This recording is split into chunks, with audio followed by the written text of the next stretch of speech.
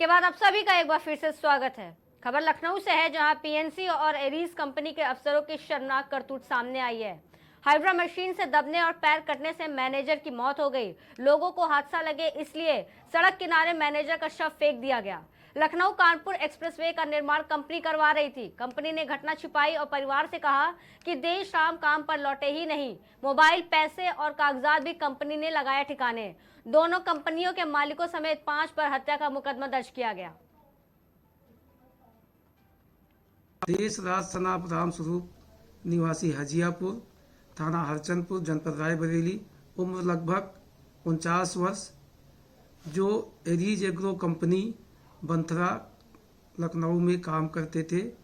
बगल में एक रवि पांडे कबाड़ का काम करते, उनकी एक झोपड़ी है, उसी में रात में सोते थे और उसी के साथ खाना खाते थे। दिनांक 3/4/2024 को ये रात में 10 बजे करीब खाना खाने के बाद बाहर निकले और करीब 11 बजे ये टेलीफोन से बात कर रहे थे, जहां पीएनसी कंपनी का काम भी चल रहा था। तो ये बात कर रहे थे, उसी समय उनकी कंपनी की मशीन जो चलाने वाला है उसने लापरवाही से उसको चलाया, उसको दबा दिया, जिसमें देशराज का दाहिना पैर कट गया और उसकी मृत्यु हो गई। जो पीएनसी कंपनी के लोग हैं उन्होंने किसी को सूचना नहीं दी, न ही उसको अगर जीवित था तो उसको अस्पताल ले जाने का कोई प्रयास किया, बल्कि इस घटना को छिपाने के लिए उन्होंने अपनी गाड़ी से इसको ले जा करके उन्नाव में सोहरामऊ थाना अंतर्गत रोड के किनारे फेंक दिया।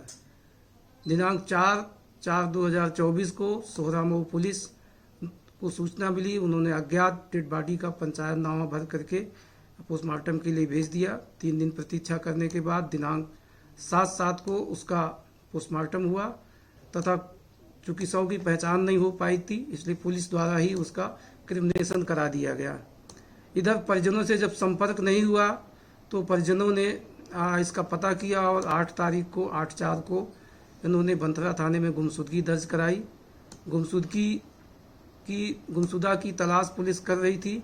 इसी दौरान परिजनों ने जाकर के सोहरामऊ में उसके कपड़ों और उसके फोटो से मृतक देशराज के रूप में शिनाख्त की और इसके पश्चात वो थाना बंथरा पर आए और दिनांक 11 को रात में 11/12 को उन्होंने एक तहरीर दी। उनकी तहरीर के आधार पर सुसंगत धाराओं में अभियोग पंजीत कर लिया गया है। जिस गाड़ी से मृतक को सोहरामऊ में फेंका गया वो गाड़ी बरामद कर ली गई है तथा इसके जो मुलजिम हैं भागे हुए हैं, इनकी गिरफ्तारी के लिए पुलिस की 3 टीमें रवाना की गई हैं। शीघ्र ही गिरफ्तारी कर ली जाएगी और इसमें जो अन्य साक्ष्य हैं तत्परता से संकलित किया जा रहा है और इसको विवेचना करके अंतिम रूप दिया जाएगा। देश राज सनाप राम स्वरूप।